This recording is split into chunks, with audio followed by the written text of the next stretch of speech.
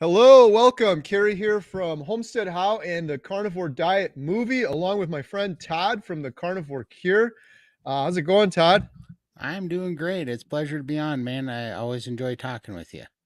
Yeah, likewise. So Todd and I have already met. If you guys are familiar, we did the 24-hour live stream together. I was just telling Todd that was wonderful. I got kind of an abbreviated version of his story, and I wanted to hear more. Todd was just on with Dr. Baker, and they did an awesome video together. I have a link for Todd's channel below. I love what you're doing, Todd.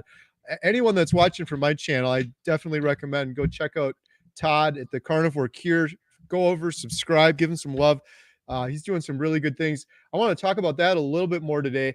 I was hoping maybe, Todd, you could share a little bit of how you found carnivore and your story. I know you've told this story a couple times, but we've always got new people jumping on the channel here.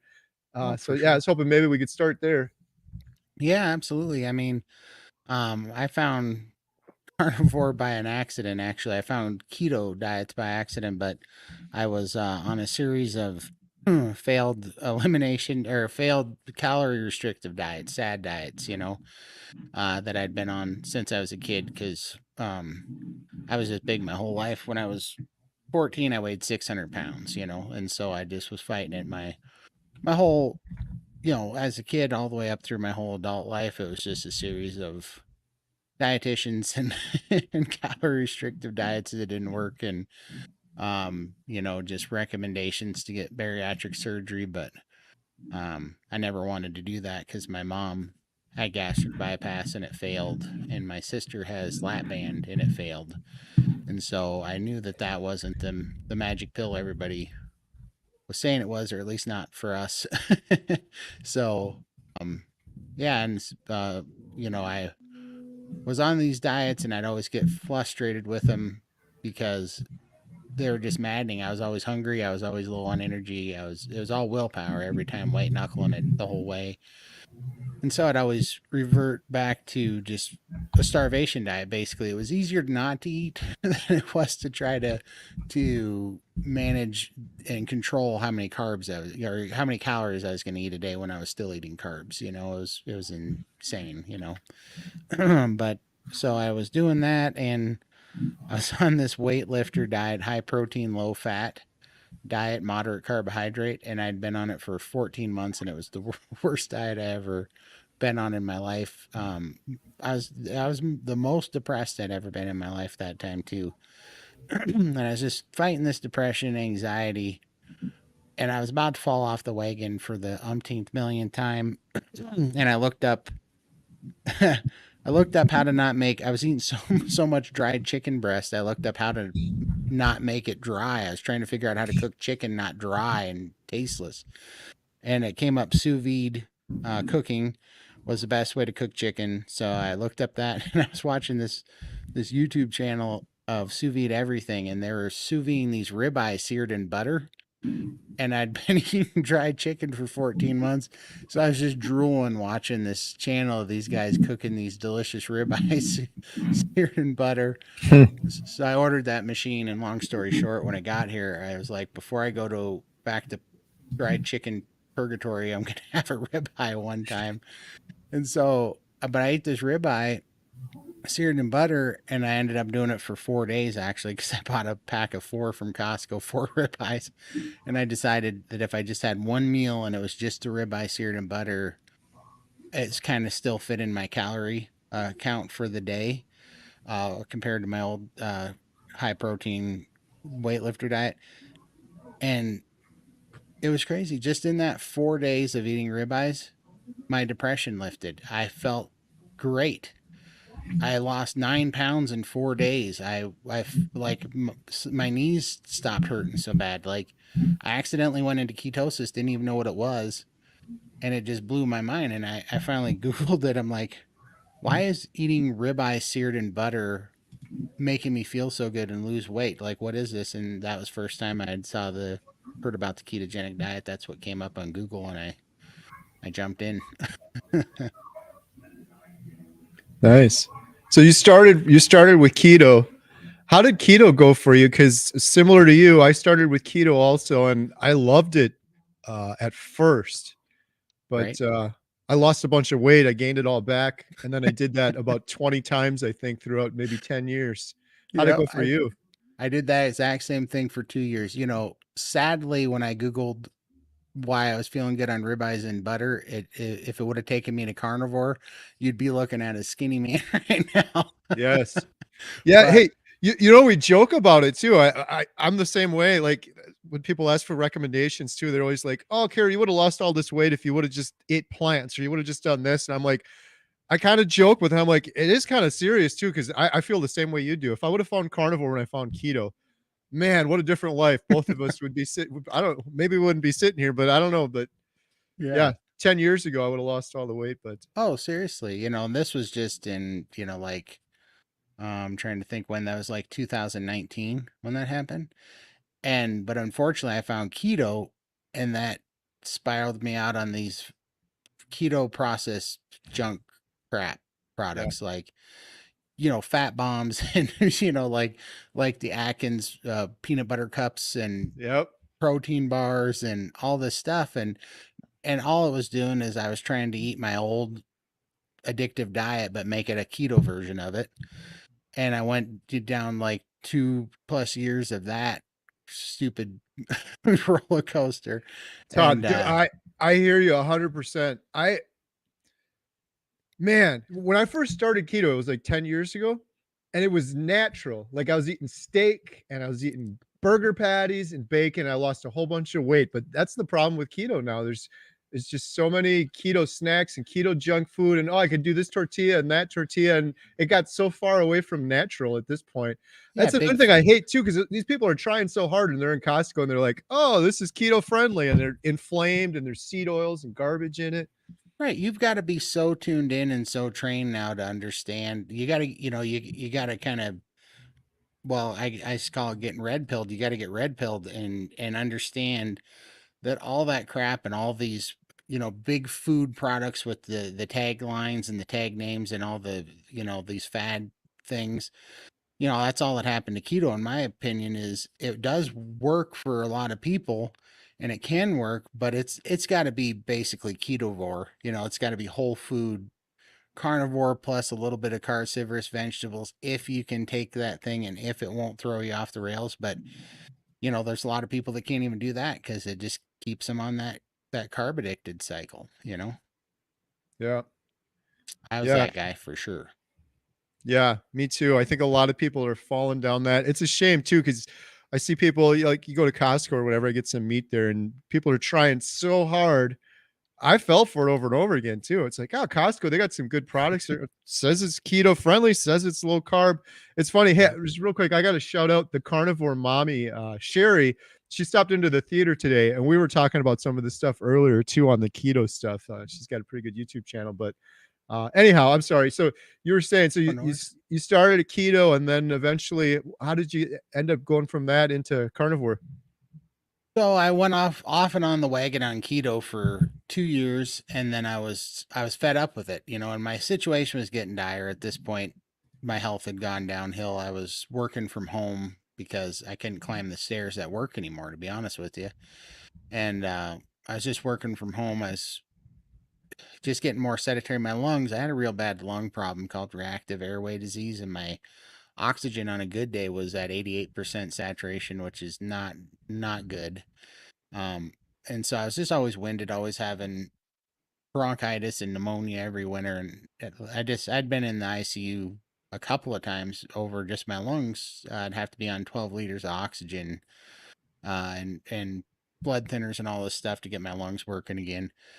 And so I was working from home, went through these keto things, failed for 2 years, just another kind of roller coaster, really. And then I read Jason Fung's book on the diabetes code, and he talked about the fasted insulin set point and how basically your body wants to be a certain size based off of what your fasted insulin is. What your fasted insulin levels are.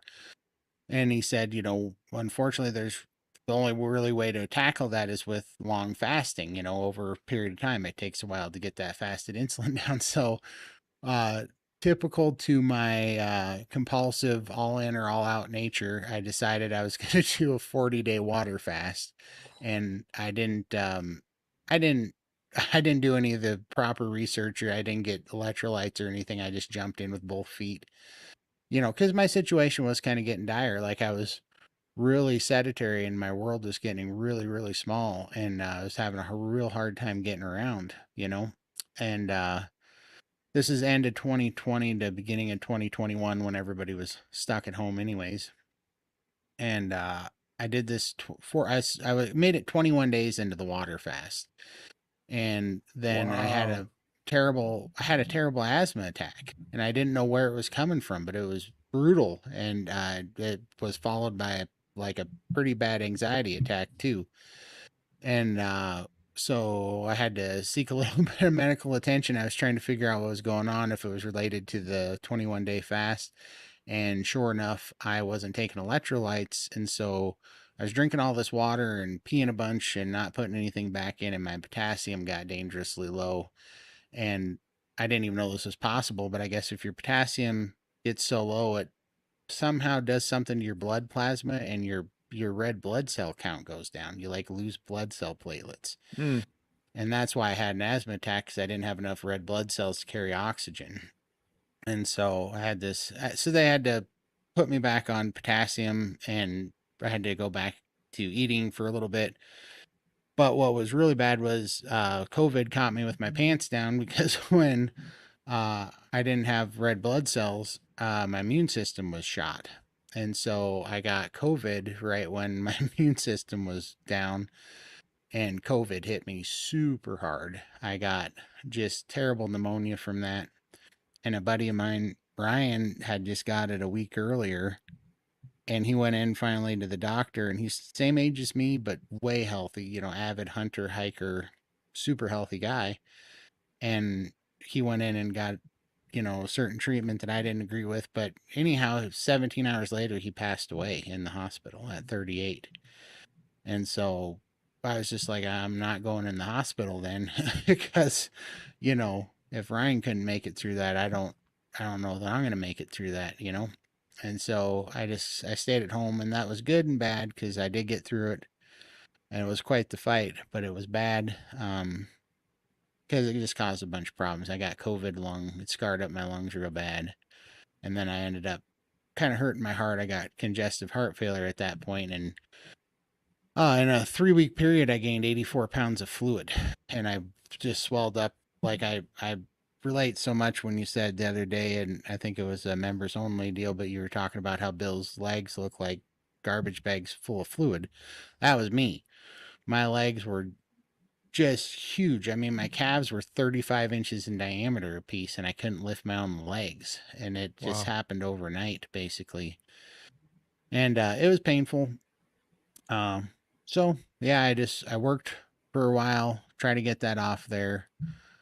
Something happened one night. It was about 4 months after this. I was working on getting the fluid off. I was trying to get back to keto, but I was just so sick at that time. Life was not very fun. And I stopped breathing one night for, I guess, a long period of time, because I woke up and my oxygen was 62% saturation when I woke up, and I was confused. I thought I had a stroke, because I didn't know where I was. I couldn't recall words. Just was not a good scenario, and I was still really confused. Like 6 hours later, I didn't know where I was. Like it would take me a minute to realize where I was. And so I had to go to the hospital, which was rough on its own. It took quite a few firefighters to get me in an ambulance. You know what I Mm. mean?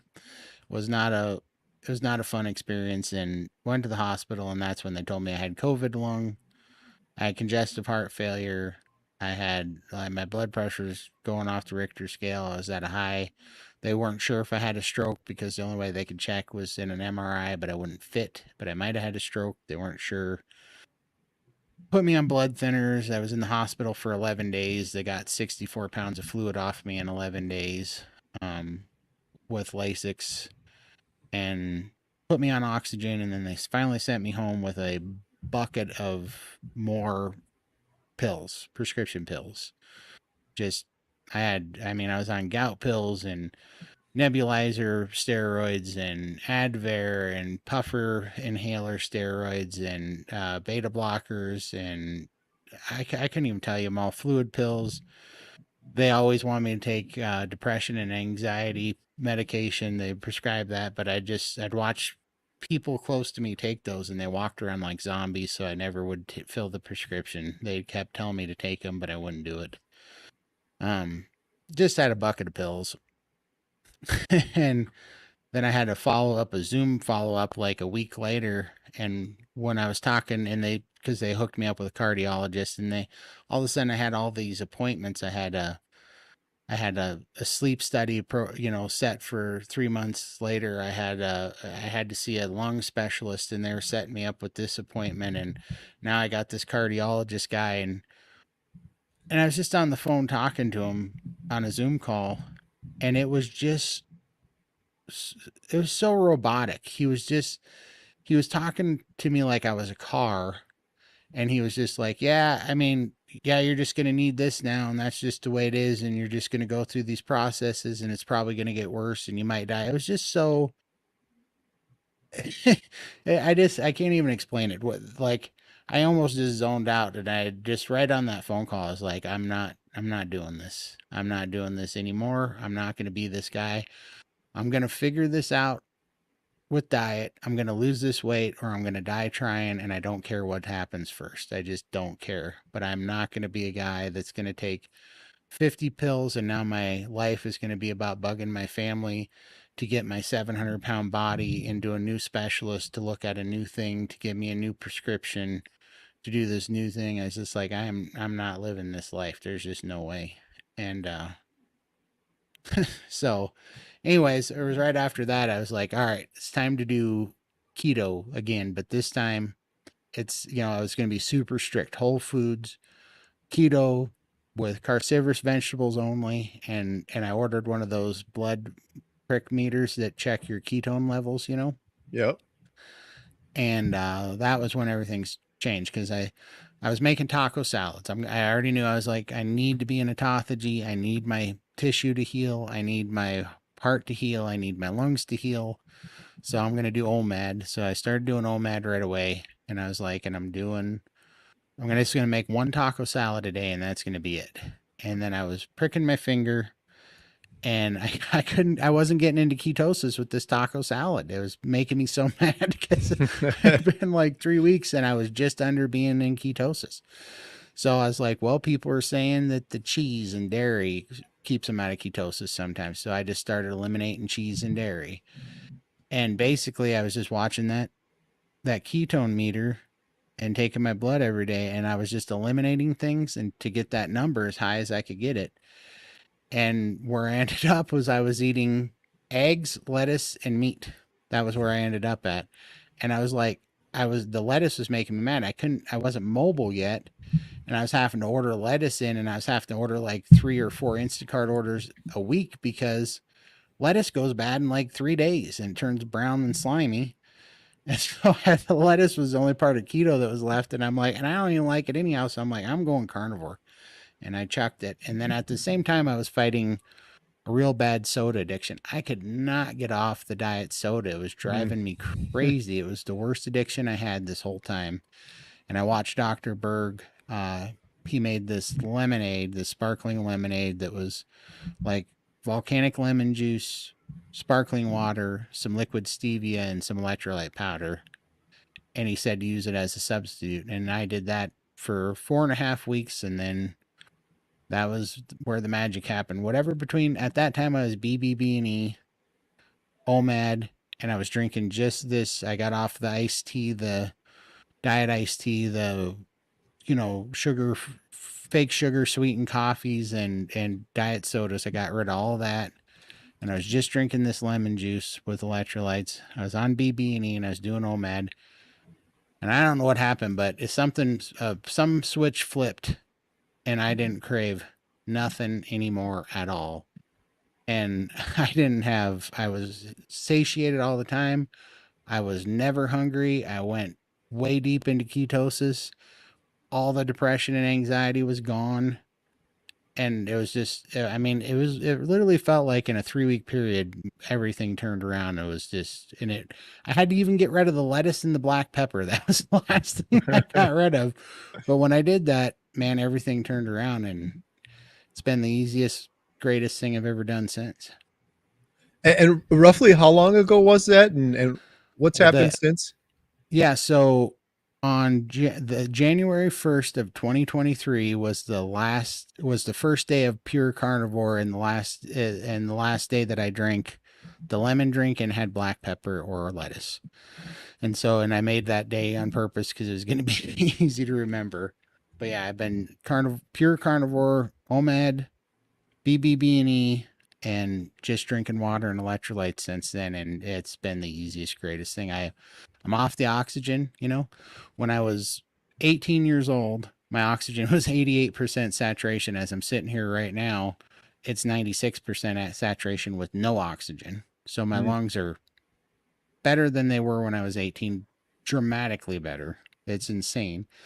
Zero depression or anxiety. I thought my depression and anxiety was because my life sucked, to be honest with you. I thought that's where it was coming from. I had no idea that it was hormonal. Had no clue that it was like brain chemistry and just actual physical health. That was one of the easiest things that actually lifted. And I mean, I don't go into it much, but there were some nights that I'm lucky to be here because it was so bad, and I mean, that was the anxiety and depression went away before anything else. Like, it was the first thing that went away. And how people aren't treating that with diet, I have no clue. No clue. Because that was so debilitating in my life, and it was so stupid simple to fix. It's just incredible. So, yeah, that just came off. And then the fluid started coming off, and then the weight started coming off, and I started breathing good. My resting pulse back then was like between 98 and like 107 beats per minute. Now it's at 68 beats a minute, and I'm still 460 pounds, but my resting heart rate right now is 68 beats a minute. Lower than it's ever been in my entire life. I can't say it enough. I feel like a new human being, a different, completely different person. Proper human being. Exactly. Yep. That's incredible. The heart rate. I love hearing that too because Bill Knott, shout out Bill Knott. He's in the chat now too, by the way. Hey, Um, Bill. he had his traveling nurse come a while ago. I think she came again recently, but on the last visit he did a video with, and she was amazed with his results. And one of the results was his heart rate getting back to normal, just like you said, Todd. This is crazy. I have so many questions. So, but I guess one other thing. So you're down almost 250 pounds. Mm-hmm. Yep. In Wow, 10 months now, basically 10, well, and 11 months. Yeah. that's incredible. That is so cool. Do you know anything else in regards to you? You mentioned so many things, but the congestive heart failure. So I'm gonna go see. Well, there's some funny stories. If you watch my Sean Baker interview, that was kind of one of them. So something broke in me when I was seeing my cardiologist that day, and I had no desire to ever talk to that dude again after the conversation we had. And he was talking to me like we were talking about my pickup and not my life here. Yeah. Like, it was just so matter of fact. And yeah, it's broken, and yeah, you're gonna have to limp it along, and it's not probably gonna make. It was just like that. And but then I had a Zoom call. I was supposed to do a follow up with that guy, and I was supposed to be taking all this medicine, and I didn't take any of it. I'm like, I'm done with all this crap, and I threw it in the garbage. I'm like, I'm either gonna live or I'm gonna die. But it came up, and at first I was like, I'm not gonna take this. But I was 210 pounds down at that point when we redid this call, and I mean, off oxygen, fully mobile again, like walking, talking. I could breathe and talk at the same, like walk and talk and breathe at the same time again. All these crazy things were happening. So I'm like, I'm going to tell him what's going on, and I want to hear his opinion. And so I tell him this whole story, and obviously I'm like amped up. I've got a new lease on life here. And I'm telling him this, and he goes, well, obviously it's good that you're lighter, and I'm glad to hear that you're doing better. He said, but to be honest with you, we need to go over your diet because I'm worried about your diet. Oh my goodness. And I'm just sitting here going, dude, Ah. when I talked to you, you were fine telling me that I was probably just going to die early and I needed to be on these 15 medications, and that was just the way it is. Cold turkey. You didn't give a crap about my diet when I was eating, junk. And you were saying, the best I could hope for was that I could get healthy enough that you could sign me up for bariatric surgery and cut my stomach out. That was like the silver lining in your whole talk last time. And now I'm sitting in front of you, literally healthier than I was when I was 18. Some things were still bad, but they were getting better. And so many things were dramatically better. And now you're worried about my diet. Now this is a problem. And I told him right then, I said, I think you have the standard American brain fog. I think you need medical attention. You need to get your head checked because I know where I'm standing. I'm living in this reality and I am exponentially better on this red meat. And if you think that this is a problem, you are out of your mind. You need to see a doctor, pal. I Mhm. was just so tired of it. I Yeah. haven't talked to him since. So I don't know the, I haven't got blood work. I haven't tested it. I don't know. But here's what I can tell you I had heart pains. I had heart palpitations. I had so much fluid retention. I was so short of breath. All that's gone. It is completely gone. So I don't know if I have it still or not, but I am planning on finally doing a blood test, mainly because this was another thing. Going through all this, I diagnosed myself with low testosterone, and I had to make them give me a blood test so that I could go prove it. And it was one of the lowest testosterone numbers they had ever seen. It was 137 was my total testosterone, which is, if you know anything about that, that was super low. So I'm mainly going to get a blood test to see on my testosterone. When I do that, I'm going to go and I'm going to do it on my 1 year carnivore anniversary coming up here. And I'm going to get my blood work done and I'm going to go see I want to see how my lungs have healed up. Cause at the time they're like, we don't know if COVID lung heals up or not. We don't have enough information on it at the time. So I'm going to have my lungs looked at, my lungs looked at again. And I'm going to have my heart looked at again, get another EKG and all that, and then I'm going to do a blood test. Just I want to see where I'm at because I feel like it's just all gone, and then I'm going to get the receipts on that. Yes. That's so that's so cool. I have congestive heart failure too, and I used to always get dizzy standing up. And I told the story earlier, but I'm going in at the end of the year.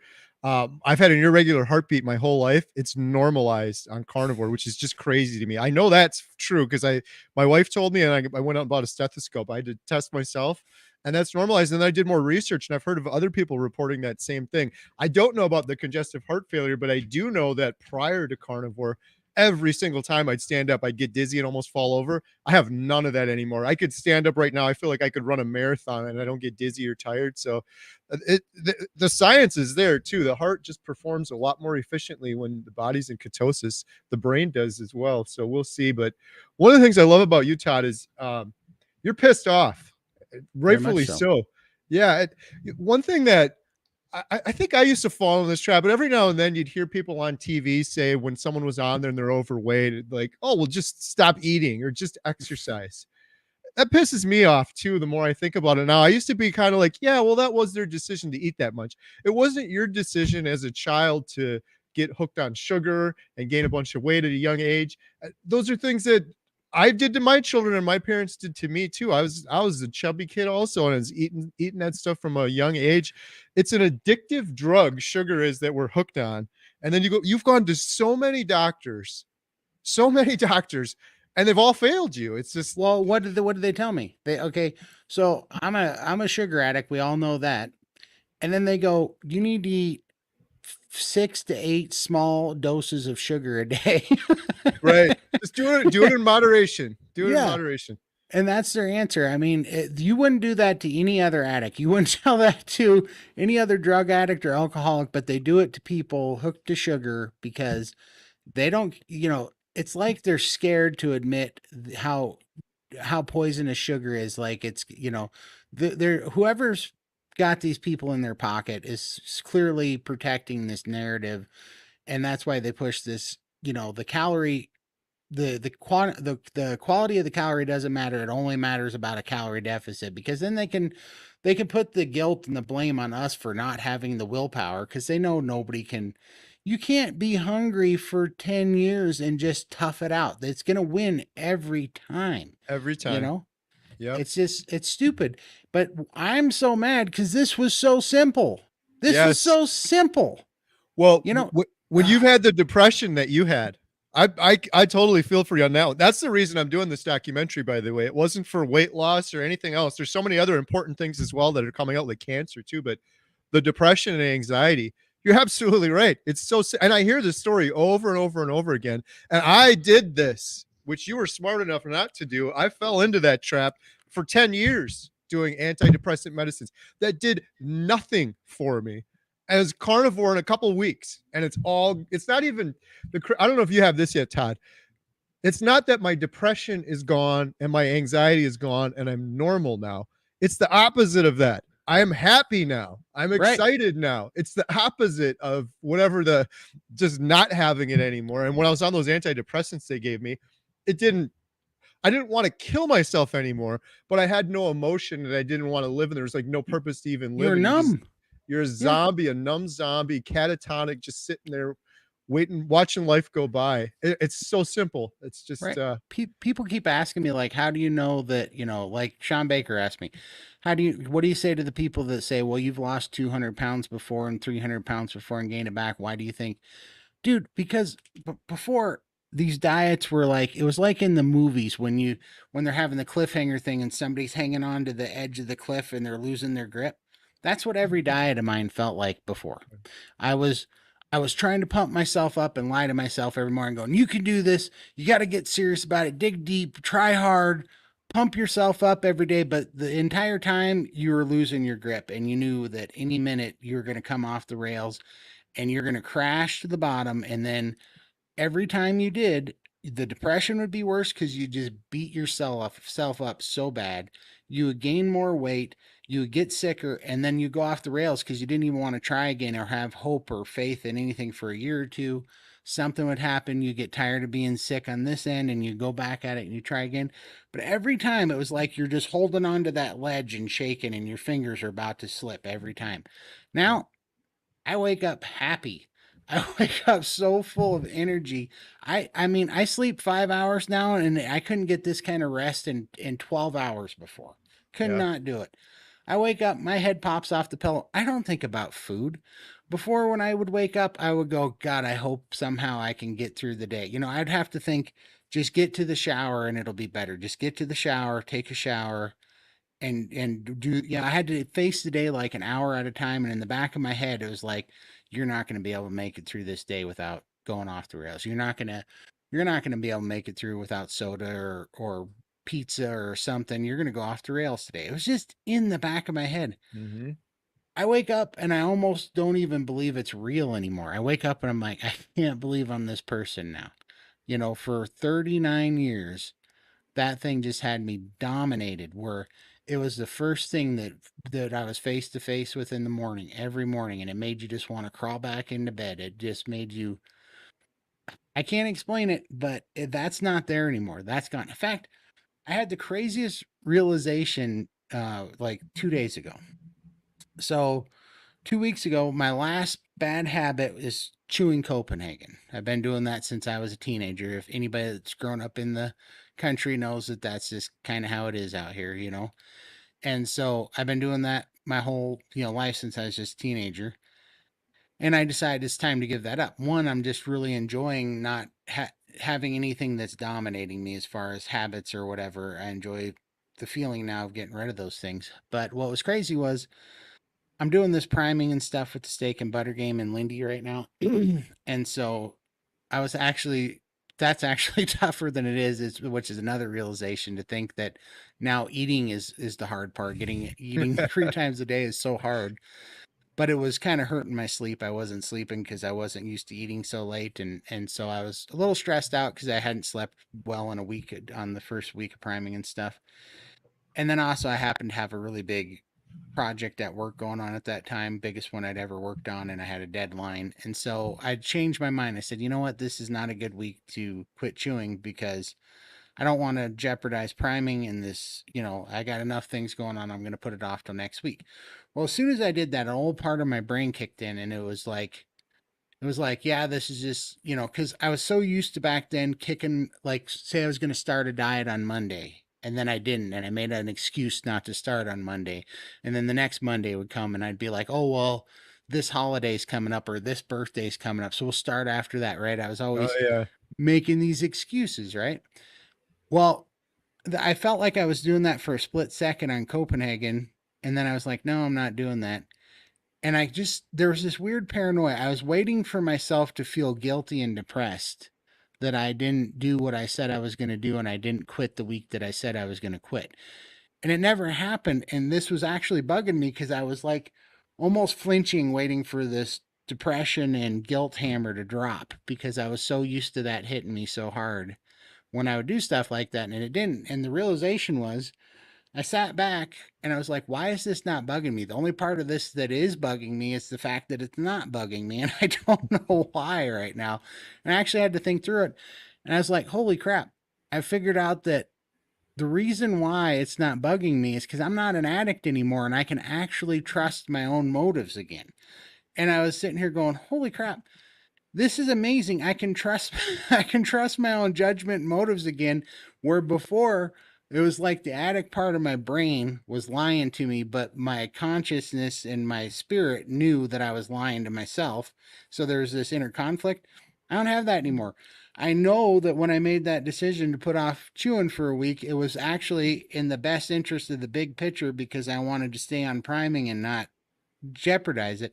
Yeah, it's I'm not explaining it well, but it was really interesting to be able to trust my own judgment again for the first time in a long time, and I'm just really enjoying that this week. The Yeah. fact that that's new, No, you you know. explained it well. I get it. It's like it's kind of corny. I always say it, but it's like you're the captain of your own ship. You're in total control, probably for the first time in your whole life.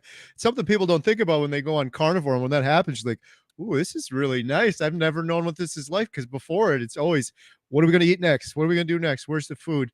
You know what you were saying earlier, Todd. Too, the other diets, and always just gripping right there, knowing it's going to fail.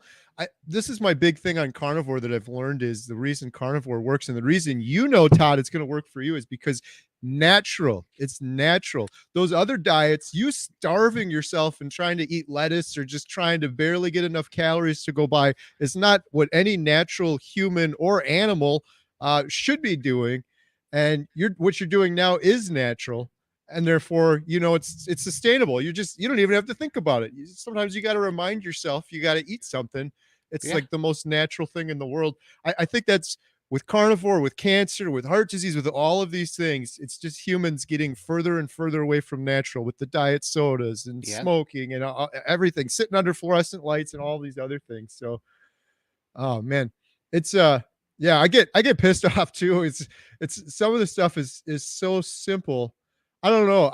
I was in such a fog, so I guess I give people the benefit of the doubt for that because I was in it too before. But yeah.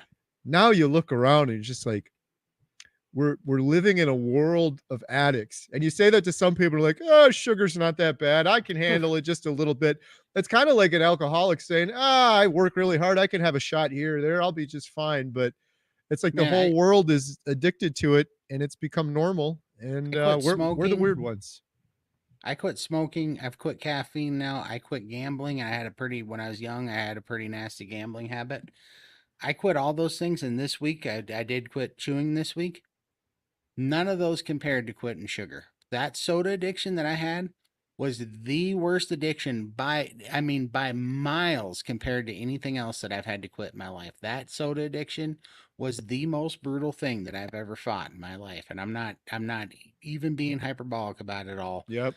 It was ridiculous. And so that's just what makes me mad. It isn't, I get that the doctors believe the epidemiology studies and what they're taught in medical school and all this stuff. But this is why I respect Ken Berry and Chafee and Baker so much because they're normal people and they know they're in the middle of that. They're watching it and going, okay, what I was taught's not working. It's clear that this is not working.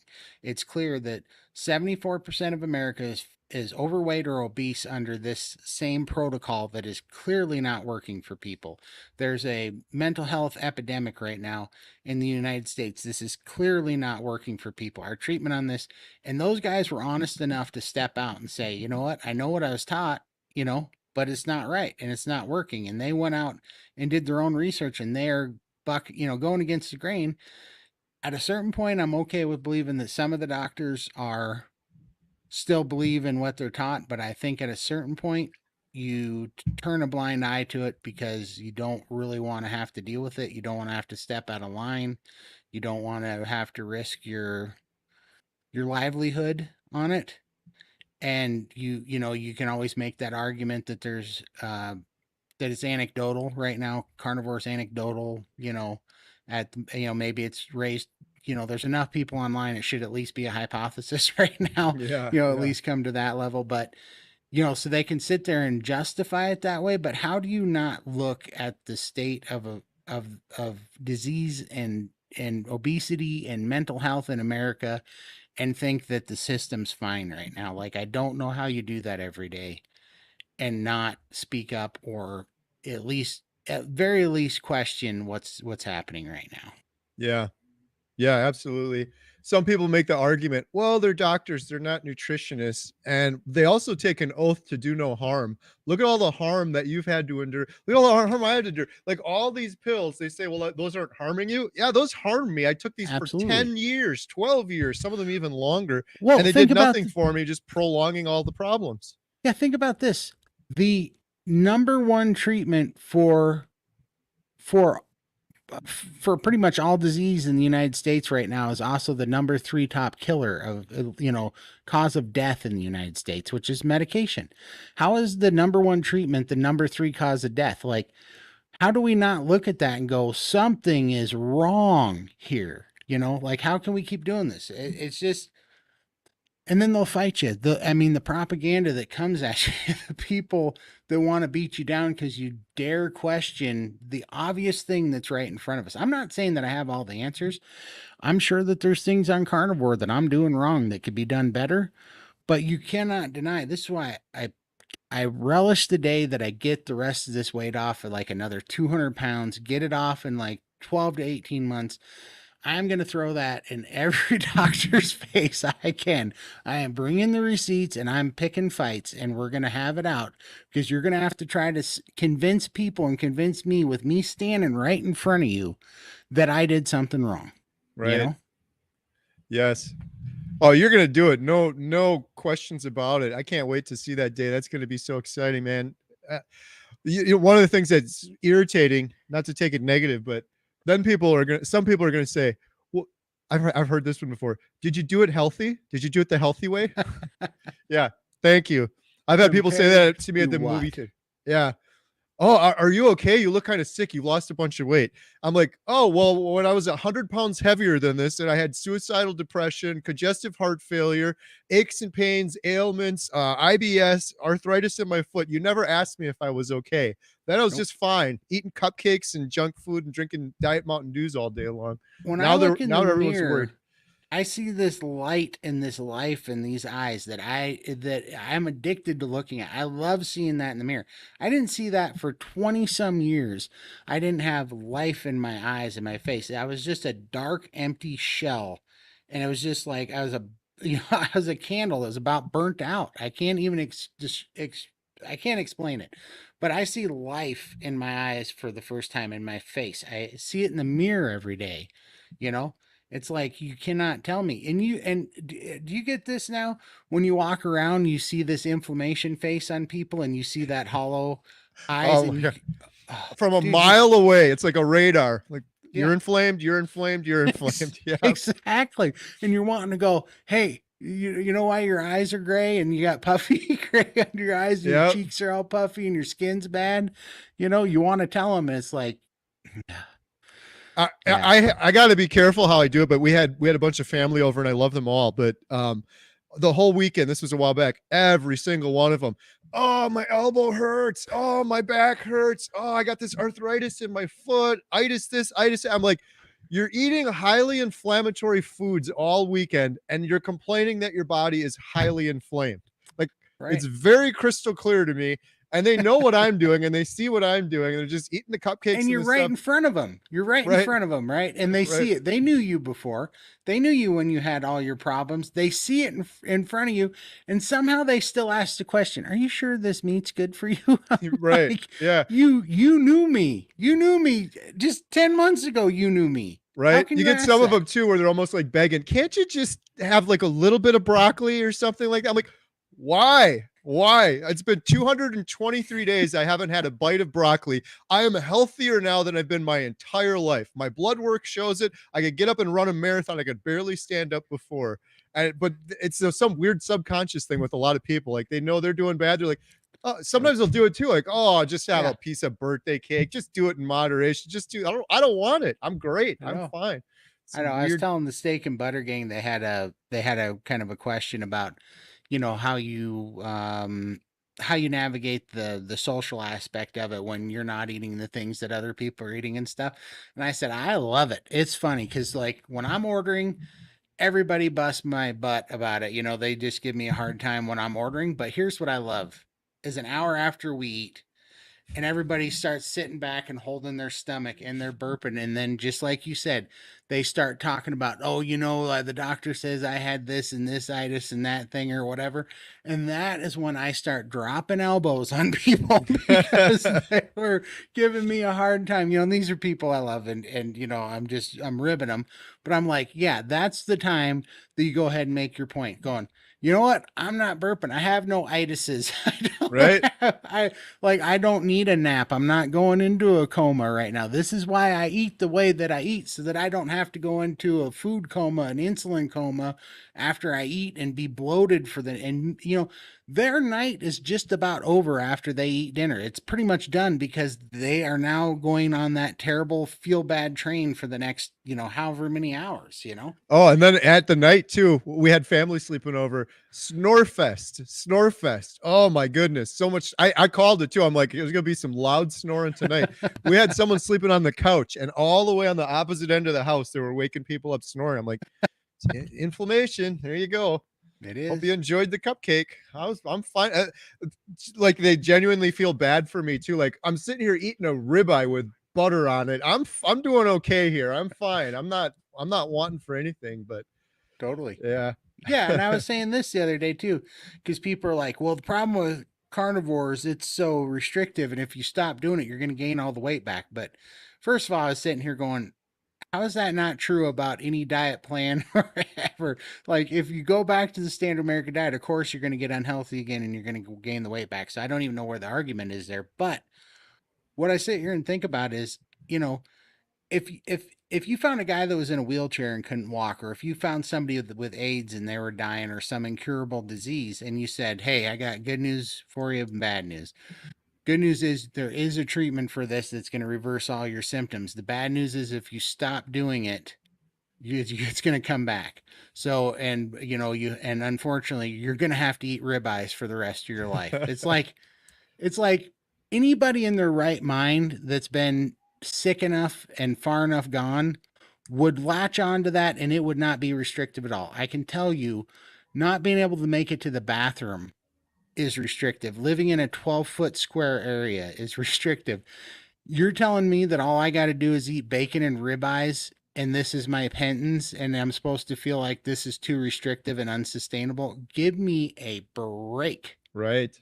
It is a Yeah, blessing. for sure. Yeah, I say that every bite's a celebration. I really mean that too. 223 days in, I have not bitten a piece of steak and been like, "Oh, woo is me. This is so terrible. What am I doing?" I love every bite of it. But you know what changed it for me? Because I get some of that. Like when I first started, I'm like, I don't know how I could just eat meat forever. I've totally switched it. But Dr. Chafee, man, he was talking one time about. I know I've said this before, but it's just resonates so well with me. Every species on this planet has a species appropriate food. Humans are the only ones with our big, huge brains eating all of this crazy garbage and Doritos and cupcakes and sugar and crap food. And we're the only ones with all the suffering. Millions of species on Earth. Lion eats gazelles, koala eats eucalyptus, cows eat grass. It's like every single one of them.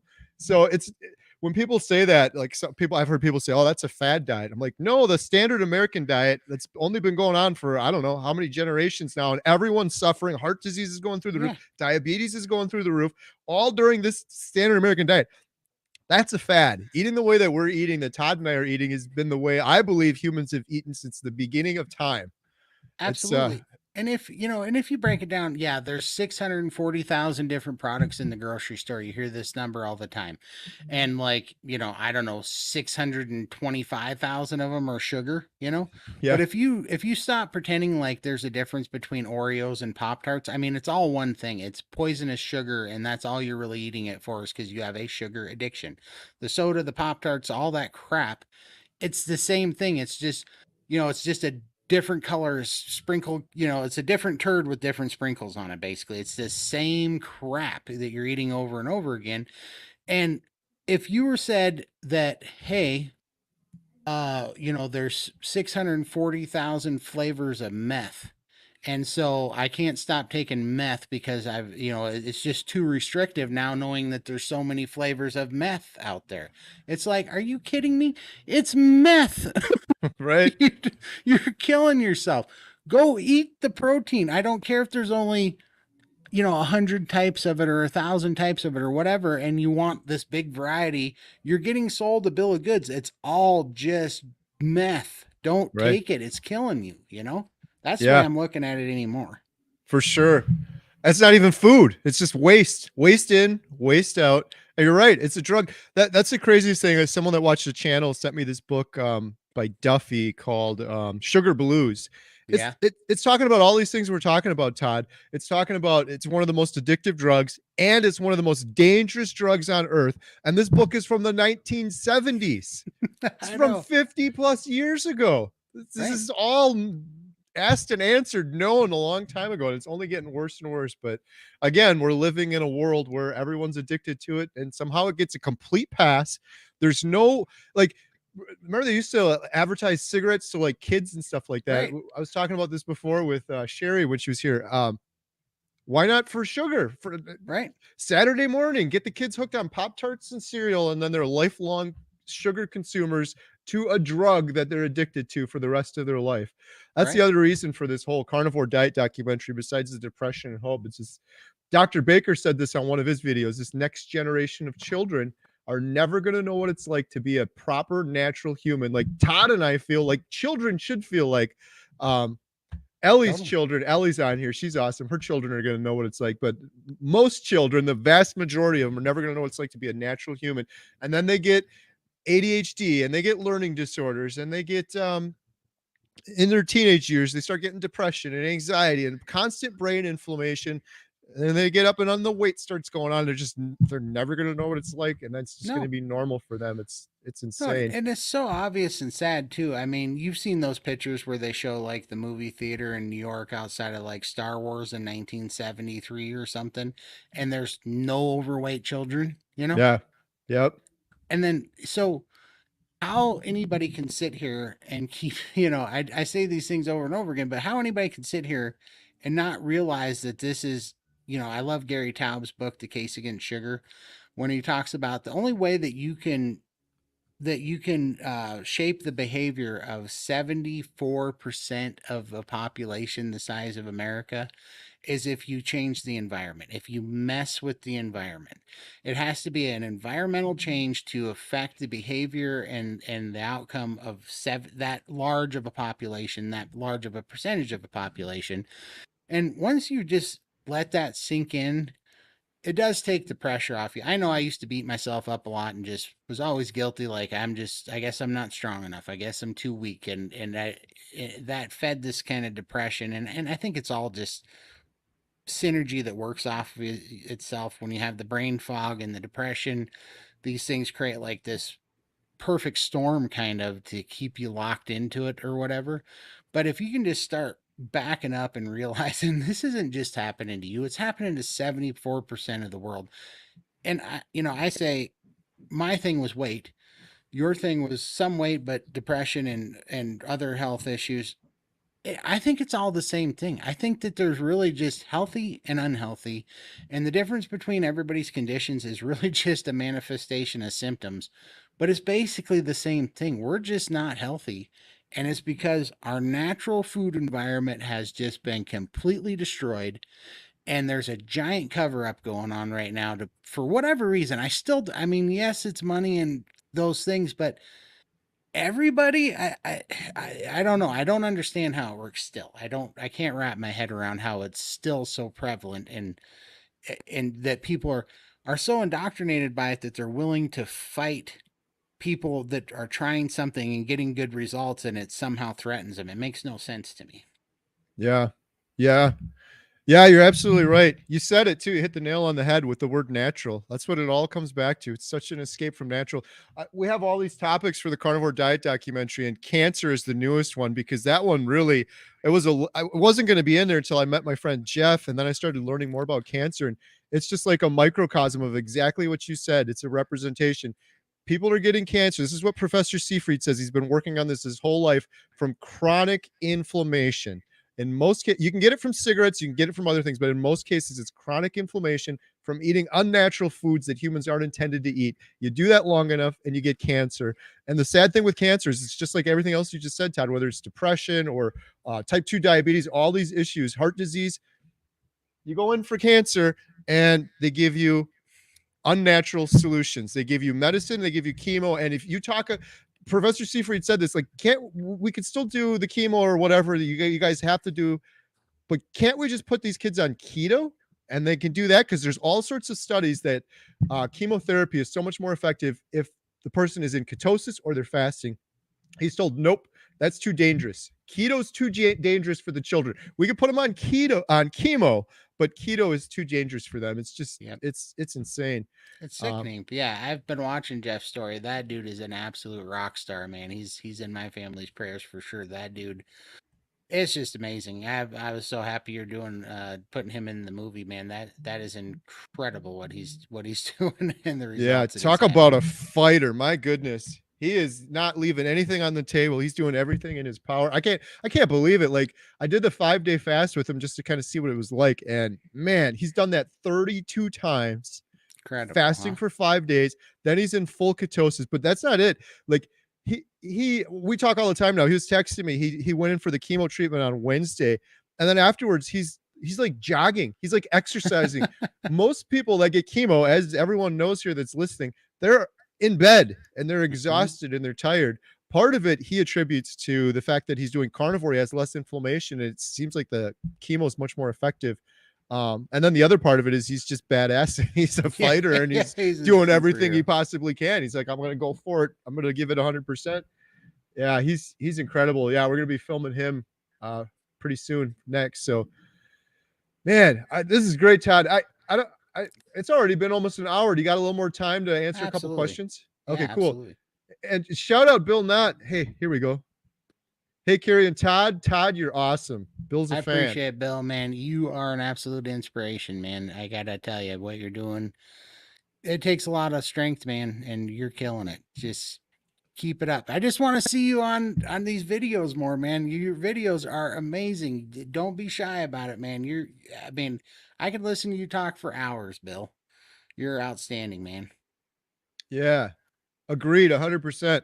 And and so, Todd, one other thing we were talking about this briefly before the call, but you've been doing some videos with Limitless Lindy, right? Yeah.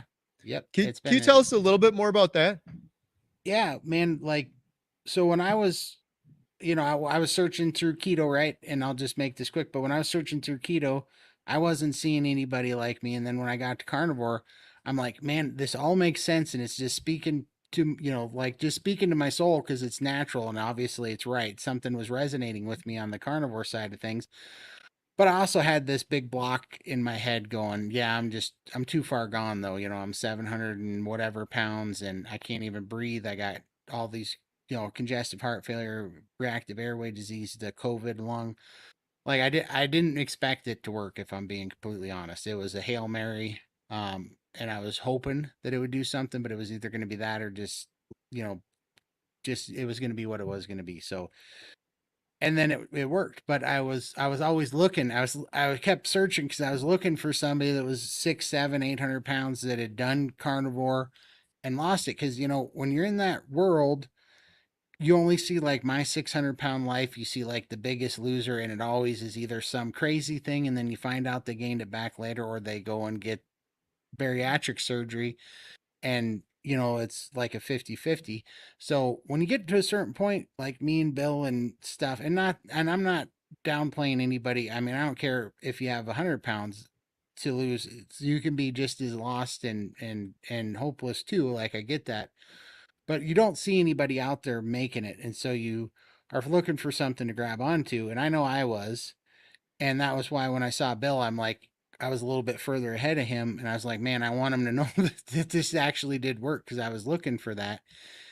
And then I made a channel, and Lindy messaged me, and I was like, she was way ahead of me, and she wasn't out there yet. And I'm like, oh my God, that's three of us that are on carnivore that are just, I mean, this was just mind blowing to me. So then me and Lindy had a Zoom call, and it was so nice to be able to talk to somebody about like that much weight. Like, it was funny. We were talking about the treadmill and how I had to lose like 100 pounds to even be able to get on the treadmill that I bought. And I bought this heavy duty treadmill. And then when I got on it, the first time I took a step on it, the treads skip across the rollers because you're so heavy that it pushes the tread backwards up the rollers. And so you're about falling over because the treadmill's skipping.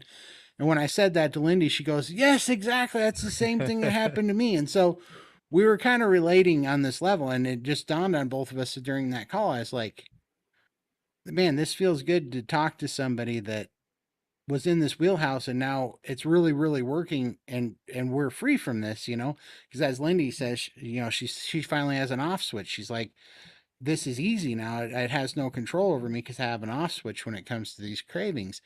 So we were talking, and so we started doing a Sunday live stream. We do it at 3 p.m. on Sundays, Mountain Daylight Time, but in hopes that somebody that was in our position, Bill's position, might see it and get to understand that carnivore can even pull you out of those depths. Like, the proper human diet, our bodies are amazing, and it's not too late. And I'll be danged, but on our second week, I don't want to say who it is yet because he's a little bit shy. But we got contacted by a person that's now helping us, and he's been stuck in his house for 17 years, and he's Wow. well over 700 pounds, and he's 90 days carnivore right now, and he's getting his Yes. life back, man. And I have never been happier to make a new friend in my life and see what's going on with this.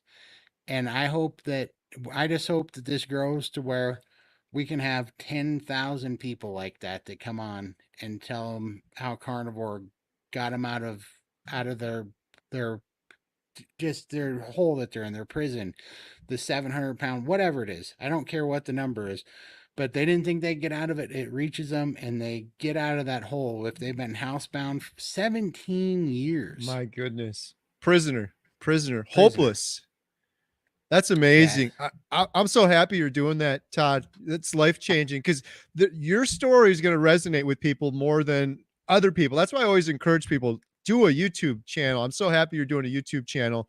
Your story is going to resonate with people that my story isn't, and other people's stories that won't resonate with either. And that's the whole thing with the carnivore diet documentary we're doing too, is just sharing these examples because it's the individual examples that matter. They're going to resonate with people. Dr. Baker, Dr. Chafee, those guys are all awesome. But seeing Todd, you're doing this 250 pounds down and counting. There's nothing more powerful than that. And even for people that aren't in such a dire situation, have 700 pounds to lose, or like Bill that are stuck in their house, the fact that Todd's lost 250 pounds already, even if you got 100 pounds to lose, or depression, anxiety, it's so inspirational. I don't think there's anything more inspirational than a real story, a real example like that. Yeah, and it's like I can't even explain it, but my whole life the weight was the goal, the focus, the thing. And now it's just icing on the cake. I don't even care about the weight That anymore. I feel so good. my mind works so much better. I have so much energy. Every area of my life has improved. And even just quitting chewing now is so much easier. And I can't even tell you, this carnivore goes so far outside the diet realm to like to everything else in your life. It's just crazy. It's just when you're healthy and you're thriving and you have this vibrant quality of life back, it's you just feel unstoppable. I was telling a friend of mine, I said, we're gonna have to start taking like the Chuck Norris jokes and making them for carnivores. You Yes. know? Yeah. I started doing that kind of a little bit. Like carnivores don't get sunburned, carnivores don't take naps, carnivores don't do this, but yeah, it's the Right. same idea. Yeah, you're right. It's you feel like a natural, proper human, and you never have your whole life. That was me too. I'm like, oh, I'm doing this to lose some weight to feel a little bit better, and I'm like, I'll take 100 pounds back. You put another 100 on top of it, I will take it in a second to have all these other improvements. Exactly. Yep. And it's so good. And I don't know. I maybe this is wrong. I don't know, but I feel like even some of the gambling addiction I had was actually me like medicating anxiety and depression back then because I'm looking at it now and I'm like, why was that such a big deal? Like it's not a thing now for me. That went away with whatever brain chemistry wise, chemical wise in my body has straightened out. Whatever has given me just this calmness and way more patience and I'm not so ADD and everything has to happen right now or it's not worth it or whatever. I always just felt like I was behind and the clock was running out all the time on me. I don't know Yeah. what that was exactly. That's just gone. And now I'm just so happy in the process of things. It's incredible. Yeah, it's amazing. So, hey, I mentioned before, but there's a bunch of new people on here now. Check out Todd's channel, Carnivore Cure. You got that video going Sunday, he mentioned. And then on Monday, shout out Bill Knott. He's got a new video coming up. I was talking to Bill about this is going to be a video you don't want to miss. So go make sure you're subscribed to both of these guys. They're putting out some incredible content for sure. Let's see, we got a couple other questions here. Carnivore Nation asked Todd if you could change one thing about your journey on or this lifestyle, what would it be? No, boy, that's hard. I mean, I would honestly say the only thing that I would change would be when I found keto if I would have found carnivore cuz I would have liked to have started in 2019 instead of now. But since I've been doing this, also that could change if I would have met Lindy and be doing this channel and honestly this channel right now is the most meaningful thing I've ever done because these people that I'm meeting and so I don't know that I'd change anything to be honest with you. And I mean I know that sounds like a corny postcard answer or something, but I mean it's true. Right now meeting people that we're meeting and hearing their stories and how they're climbing out of it, I don't know that I'd change anything. Nice. Yeah, you just made me think of something real quick. You were so hopeless and desperate for so long. Bill was in a very similar situation. I remember when I went to meet him in Alaska, just not having a purpose, stuck in that house for years with no purpose. To go from that to now what Bill's doing and what Todd is doing, like this man that you're talking about that you and Lindy found, he saw one of your videos and now you're helping him out. And all the other people too that, by the way, are too embarrassed or too scared to comment that you're potentially helping. What an amazing story for Bill and for you, Todd, that you went from being stuck, you were stuck on your recliner, Bill was stuck on his bed, hopeless, feeling you don't have a purpose, to now, like, what bigger purpose is there now when you can give someone this example and they can do it, change their life forever? There's just like nothing greater than that. No, I mean, and I really truly mean this. I've been, I always felt like I don't know, I felt like a failure is physically right in my life and so I always put my threw myself into work and I've had a bit of success in my field. But it's cuz I always felt like I was going to justify myself through work or something, but since losing this weight and finding carnivore and finding the proper human diet and doing this channel, like there's been nothing that's given me more meaning than this channel has. And I don't I'm that's not just some little platitude that I'm throwing out there. I mean it 100%.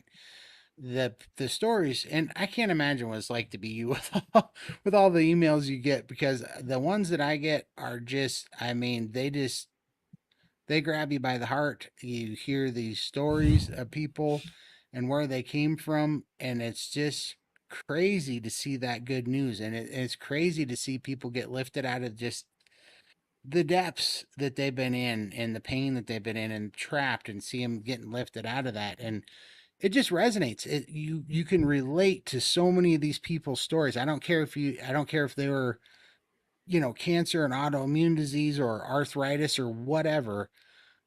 The mental place that they were is very, very similar to all of us, and their experience coming out of it, and their gratefulness, and having like this second chance, it just resonates every time. And I think that's why this community is amazing. It's because it's full of genuine people that were at the end of their ropes, and they got a second chance, and everybody appreciates it, and they just want to share it with people. And it's the most genuine, uplifting community I've ever seen in my life. Yeah. Well said. I agree. Yeah, that was my thing too. I'm like, I'm gonna do this one 30-day video. I started getting those emails that you mentioned, and I've always had like a lot of empathy for people, but in particular, these people, they all have this. It's like the same story as me. I'm like, I was there. You were hopeless. I'm hopeless. I could totally feel it. I could sense it, especially when Bill reached out to me. That one just really, it resonated with me.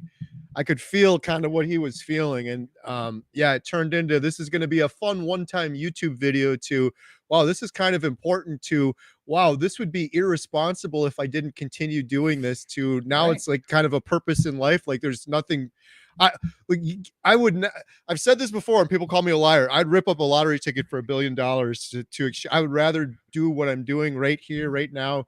Um, it's there's nothing I better. wholeheartedly believe it, man. There's more meaning in this, and the world needs it right now, man. There's so much pain and sickness and just people trapped with, and not and the people that we put our faith into that are supposed to have the answer to this, they don't have the answer. They do not have the answer right now. And so, yeah, I mean, my brother died. My dad died. They were both sick. My sister's carnivore now. My other brother's carnivore now. My mom's carnivore now. My sister thought her doctor told her 3 years ago she went through early menopause at 47, and she's like, does carnivore do something to your hormones because I'm having my cycle again? And she was freaked out, like thought, and I was like, yeah, I think you're healing. You're just getting better. Like this is a Yes. good thing, you know. Just all these things are coming every day, and I, I'm just happy to be part of it. Like I think there's just no way that there's so much truth and meaning in what's going on in the carnivore community. There's just no way that people are going to be able to cover this up, to hide it, to stomp it back down. Like this is going to spread like a good pandemic. It's this this is coming for, and everybody's going to know it soon enough. Yeah, I agree 100%. That ripple effect, it's unstoppable when it works so well. The same thing. Both my sisters are doing it. My mom, my stepdad, my daughters, and every one of them are now an example. And then it spreads and it spreads. Like I really believe, like what I'm seeing on my channel and people coming in, and it's spreading like crazy. There's no stopping it now. If they wanted to stop it before, it's too late now. Yep. Here's a question from Pat. Todd, how many times a day do you eat? How many pounds of meat do you eat in a day? You're asking me at a funny time because I'm on priming now with the steak and butter gang. So I used to eat between 1.5 and like 2 pounds of meat a day, and I would eat once a day. I did that for 9 months. Actually, about almost 10 months actually. But my metabolism around month 8 started slowing down, and I could feel it. I wasn't having quite the energy I was having, wasn't sleeping quite as good, and I could just feel something was wrong, something was off. And I was talking to the steak and butter gang after hearing Lindy's story, and I'm doing that. So now I'm doing something kind of crazy, particularly right now. I have low test. Well, I think I haven't had blood tests in a while, but I think I still have low testosterone, and I'm trying to combat that. And I'm also priming. So I'm eating 36 eggs a day right now to combat the low T. And if anybody knows that protocol, you'll know what I'm talking about on the 36 eggs, because it has so much, what is it called? H I can't remember the hormone now. DHA, I think is what it's called, which is a byproduct of testosterone in each egg. That they say that 36 eggs a day is actually like a full-on steroid cycle that weightlifters use. It's pretty crazy, and it's definitely making a difference. So I'm eating that, and I'm eating also between 2.5 and 3 pounds of meat a day as well. So I'm eating a ridiculous. Now, fun note, in the last like 14 days, I've eaten like 110,000 calories on this priming thing, and I've lost 8.5 pounds eating Wow. 110,000 calories. So don't believe the calorie in, calorie out Right. hypothesis bull crap. Right. Wow. Hey, shout out Steak and Butter Gang. Those guys are awesome. I've They heard are. nothing Raymond's but my good coach. things. If anyone out there is thinking of doing carnivore, I Dude, used to I be got to tell you cynical. this. I got Yeah. to tell you this. It's been such a resource because I'm getting questions of things that I don't know how to answer. They're just way above my wheelhouse, you know? But it is so great to have a resource like the Steak and Butter Gang where I can say, look, I don't know the answer to that, but I know people that can really help you. And to get them over there and they have a free form, and then even if you do the paid one, it's only $1 a day, it's $30 a month, and the information that you get in there, they do like, I don't know, 7 to 10 Zoom calls a week, it seems like. And you can go in there and you hear from all the people that are going through the same things, and you have access to all the coaches, and you can get your questions answered all week long. Like, it is incredible. I just went over there because I wanted to learn more so I could answer people's questions. And then I got in there. I'm like, this place is fantastic. Where was this my whole time, you know? I used to be cynical on the coaching. Like you just eat meat and water. Like, why do you need coaching? But I was totally wrong on that. You have to surround yourself by like-minded people. And that's one part of it, that community, because you're in a world with sugar and junk food and everyone around you. You're the weird one. But then also, Todd, I've heard the same thing from so many people about Steak and Butter Gang. It's just fantastic. And It is. quite a few people that thought they would have failed at carnivore if not for the support of that group. So I huge, believe huge it, shout man. out to them. I wish I would have found it earlier because I think I'd be a lot further along. They started answering questions that of things that I just thought I was crazy for thinking. Like I used to be like, oh, it's crazy to think that chicken's not good for me, that I'm getting sick on chicken. And then I find out there's like a whole bunch of people that get sick on chicken. Like I thought it was crazy. I used to be losing my eyebrows here on the side. They were gone and they all grew back, and I thought I was crazy when my eyebrows grew back. Turns out that's a whole insulin resistant thing, and that happens for a bunch. I mean, every time I'm in there, I get more information that explains something that I thought I was just dreaming stuff up, and it was real. You know? Nice. Hey, shout out the carnivore mommy, Sherry. Hi from Wisconsin Dells. She's got a YouTube channel. She's great. She stopped into the theater today and we talked for like 2 hours. Love talking to carnivores at the movie theater. So, and That's she's coming awesome. out to our Chicago meetup in That is November. awesome. So I'm looking forward to that. Let's see. Julie Morris, I have a suggestion for a money maker, a bacon grease canister with a catchy carnivore diet saying on the front. I'll definitely order one. All proceeds go to Carnivore Diet Movie. That's a cool idea. Thank you, Julie. I have to add that to the list. I really like that. And we almost have the name nailed down. There's a little sneak peek. We'll probably be announcing something really soon on that. So question from our good friend of the channel and an awesome individual, Nourishment Redacted, Ellie. Todd, what was your diet like when you were a child that led you to be obese? Any tips for parents who feed their kids this way now? I love to ask this question to spread awareness that kids don't Yeah. have to be sick. Absolutely. It's pretty simple. We were super broke when I was a kid, so it was all processed cheap stuff. So it was like peanut butter and jelly sandwiches. It was like hot dogs and box macaroni and cheese, spaghetti, with just tomato soup for sauce, all that stuff. But the biggest one for me, 110%, was because we wouldn't eat breakfast. We'd usually eat some kind of small lunch, but dinner. We would eat this big, massive dinner. We'd all get together and it would be like frozen pizza or all this stuff. But we lived on soda all day long. Soda was our breakfast, it was our break, it was our lunch. It was just and it's my dad was drinking it, my mom was drinking it. Our whole family was soda addicts, and I drank all the calories for sure. I mean, when I was a kid, I got to a point where I was drinking like 24 cans of Coke a day, you Mm. know? So, That that's a huge tip too for anyone. Man, that soda, liquid sugar like that, and calories. The human body just isn't designed to take that much sugar in liquid form. It's almost like the drug addict thing again. It's just like overdosing on a drug basically over and over again. So yeah, I I mean, it's amazing. They say that the human body has something like 5 liters of blood in it, and uh, a perfectly metabolically healthy person will have 1 tablespoon of sugar in that 5 liters of blood. And if you double it to two, that's death. That means you're dead. You know, Yeah. it's a difference of 1 tablespoon. Wow. My Radical Healing Rebellion. Kerry, I've been out of the loop for a few months. How do I become a member in order to access member only content? Right below the video, there's a little join button. You just press that. It's just a couple bucks a month. I really Well appreciate worth that. it. Yeah, we do.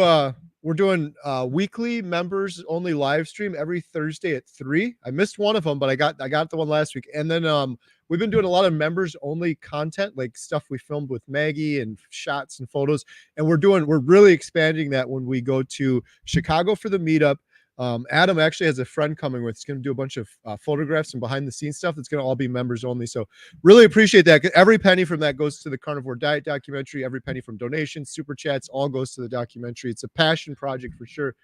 Uh, some other cool guys, carnivore brothers, who are coming out to the meetup as well. Childhood obesity is growing everywhere. Parents need to hear. I've been thinking a lot about how to handle Halloween, as I know it'll be horrible this year. Knowing what I know now, any ideas? Wow, that's a good question. Yeah, man, to me it's just like it's really just about changing this thought that it's not, I look at this food now, I look at this candy, I look at this sugar, and for instance, in all these ups and downs that I had with the keto diet, I would clean out the cabinets and I would give all this crappy food to like my sister.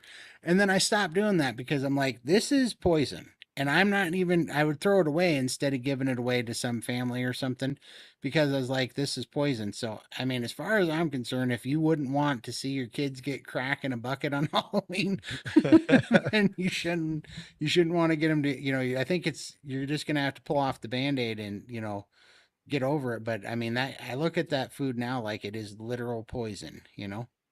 Yep. Yeah, it's such a tough one with kids too. I saw someone else comment with an interesting one that they said, have the kids bring the candy home so they still feel a part of it, but then bribe them with something else. Like, hey, give me all Money. that candy, I'll give you money or a video game or something. That I don't know if That's a good that's idea. yeah, that's something I'd probably try, and then I would. depending on how old the children are too. But I think Ellie was talking about this and Sherry today too. We were talking about teenagers and how hard it can be for them. Explain it to them. Just really explain. Look, this is what's going to happen if you eat this. You can have inflammation. You do it long enough, you can end up with cancer. These are the facts. Kids are smart. They're going to figure it out. A lot of times we just say don't do it, and then they're like, well, Mm-hmm. why don't I do it? But tell them why, and yeah, maybe bribe them with some money. That's my kids are too old. I don't think we're doing any more trick or treating. But if they were younger, I would probably go with that approach. I like Yeah, that one. and in my life, I don't know. I'm just fine that now that I'm doing this and it's such a part of me too, it really does rub off on people because they see the effect, they see that it's completely genuine, and they see the results. And then it starts changing their mind. And I'm just wondering, if I don't have kids, but if I was just wonder, if you lead by example and they see you doing it at a certain point, it's got to make an impact on them too. Yeah. And you got to be patient because I never in a million years would have thought my daughter Emma, who was a vegan for 5 years, would become carnivore. And people are like, "Oh, you're push." I did not push her at all. Out of the blue, she decided to do that, and it was because she saw my example and she saw how well I was doing. I think a lot of it subconsciously rubbed off on her because I watched nonstop carnivore content 24 hours a day, so some of that seeped in too. But she decided all on her own, and um, yeah, my other daughter too. Like it's took a long time, but it eventually happened. I've heard that story with other people too. So PA beater. I've been 10 weeks and still no ketosis. Very annoying. Man, I feel your pain, but I think first of all, I would definitely use the blood meter. I feel like that's the most accurate. Yes. But then I would definitely start eliminating things, no matter how mundane it might feel. I mean, I had to get rid of black pepper, for crying out loud.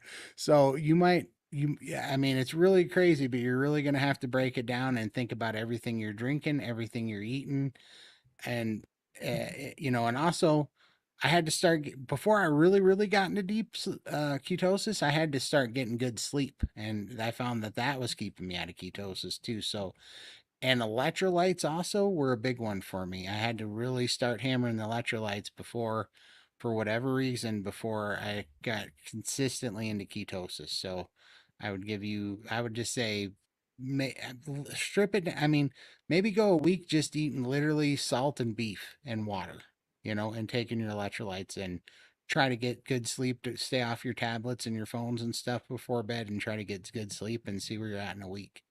That's Yeah, what I would do. love it. I always tell people too. It sounds like it's so drastic. I did what Todd just said for 60 days. There's nothing special about me. I was doing carnivore before. The only difference was now I don't have bacon and eggs. Right? I love bacon and eggs, so it is a little tough. But really, going from no more bacon and eggs, now just beef, salt, and water. It's not that big of a change. I was stalled before I did that too, by the way, and the weight just started dropping off immediately. I've heard that story probably 1,000 times in the comments now. Everyone's saying I did that for not even doing lion, even just changing it, maybe doing a 2-day water fast. Changing something up seems to help. But I love Todd's point too. PA beater. A lot of people use those urine strips, and those things are not great. I have that Keto Mojo. I think that's the one Todd has. Or maybe it's a different brand, but the Keto Mojo is the one. They sell it on Amazon. You just prick your finger, and it's really really accurate. I used Yeah. to foolishly think I'm just eating meat and water. Why am I even going to test this? But like Todd said, sleep, electrolytes, exercise, different things you're doing can affect ketosis. So that's the best way to tell is get that Keto Mojo. That thing's great. Yeah, but it is awesome. I think you mentioned this earlier, but quick question from Julie: what is volcanic lemon juice? It's just a type of organic lemon juice that they grow in Italy off of volcanic soil, and it just has more nutrients in it. I like it because it is the most lemony tasting lemon juice I've ever had in my life, and they also make really good lime juice too. And so I don't know why, that was just what Dr. Berg recommended. I have a grocery store here in my town called Rosaro's. I don't know if you have those out there, but they actually stock it in the store. If not, you can get it on Amazon. Nice. All right, and then we got a new member. Thank you, Desert Flower, for becoming a member. Really appreciate that. So, And then we have a question from Undiagnosed Lioness. Question: I've been watching you, Todd, and Lindy. I know you are helping others. How does talking with Lindy help you? oh, immensely. First of all, she's like a year ahead of me, so this I get to see my future. You know what I mean? And so it just keeps you laser focused. Plus, anybody that knows Lindy, she is just the most pleasant, helpful, cheerful, upbeat person. It's just been great. She introduced me to the steak and butter gang. She's just a really lovely person. She's got a great family. She's so helpful, and she's become a really really good friend, and it's just been helpful just to have. It's so weird because I never gave the community stuff, and like you were saying, the coaching stuff, I never put any weight into that, and I've kind of backed into it on this side, and now I'm realizing I was missing out. Like, it does a lot more for a guy than you think, so yeah, just her advice. She knows, she's been through things, especially with the lymphedema that I was struggling with. I didn't have any real handle on that. She's got great advice, and great to it's just great to have a support group, a team, that you can rely on. It's just great. Yeah.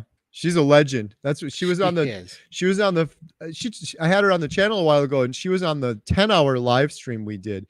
And she said that was the first video she went on. I was like, "Oh, that's kind of crazy." And I remember it vividly. I said, "Your name should be Legendary Lindy because this is Should be. crazy the progress she had. She's just awesome." Yeah, Yeah, just check out her super channel rare. too. Shout out all these channels for sure. Yeah. Limitless Lindy on YouTube. She's great. Julie Morris, what was the name of the group you said you belong to that is very helpful? Steak and butter gang. Yep, they are wonderful. And then we got a new member, Billy Lovelace. Thank you so much, Billy. Appreciate it. Um, let's see here. Awesome. I think we got all the questions. Oh, awesome. Man, Todd, this has been great. We got to do some more of these. I'd love to Absolutely. talk to you some more anytime. I always say this, but I've become best friends with everyone that's a carnivore, and I really like you. I've enjoyed talking to you. It's been great with the 24-hour live stream. So, Yeah. anything you ever need or anything, I'm here for you. I'm looking forward to following your story some more. I have no doubts whatsoever. You're just killing it, man. It's going to be so Oh, crazy when you get down to your goal weight. I can't wait. I'm gonna have some I can't wait first to get into the 300 club. I'm getting close.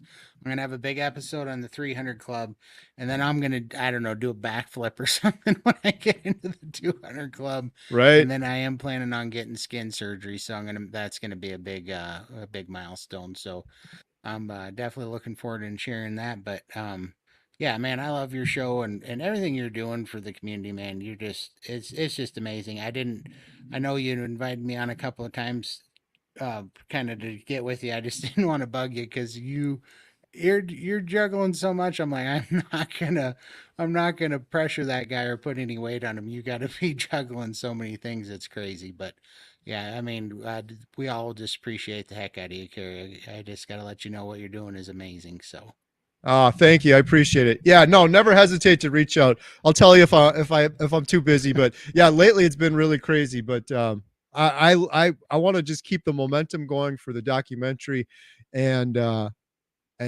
just keep sharing stories like yours because it's just incredible. It's yeah, so incredible too. Like, man, just congratulations because you like backed into car. You had to figure this all out on your own and backed into it. Now you're changed your life forever because of it. It's just and you know amazing. what? Thank God that I did, because had somebody told me what ketosis was and brought it up to me like a fad diet, I probably wouldn't have tried it. But I felt ketosis before I heard about ketosis, and that's why I was all in. I was like, I felt this. This happened to me. This is real, you know. So it's real blessing that it happened the way it did in my mind when I think about it. Because if somebody would have told me, I was like, yeah, well, that's like the last 10,000 crazy diets, you know. Right. Yes. Awesome. Well, thank you so much, Todd. Thank you everyone for joining us. This has been great. And I got to do a meetup out there in Montana sometime. That's some beautiful country. I'll Yeah, have to I was see. gonna say you guys gotta come by on the 4th of July. You guys don't know it, but I have a fireworks business and we put on one heck of a 4th of July Ooh, show. that sounds like fun. Our private show is bigger than the city. It's the biggest show pretty much in the state of Montana. Actually, is our private show. So and we have to do a huge barbecue. We got a 500-gallon propane tank that we turned into a smoker. So we do briskets and Ooh, ribeyes and tomahawks. You guys will have to come out. That'd be awesome. yeah, you got me at ribeye. I'm there. But seriously though, I'd love to do that sometime. That sounds like a lot of fun for Yeah, sure. Awesome. Thank you so much, Todd. Everyone, check out Todd's channel. Link in the description below. And thank you guys so much for the super chats and the memberships and all that. We really appreciate it. Have a good night, everyone. Bye. have a great night. Appreciate it.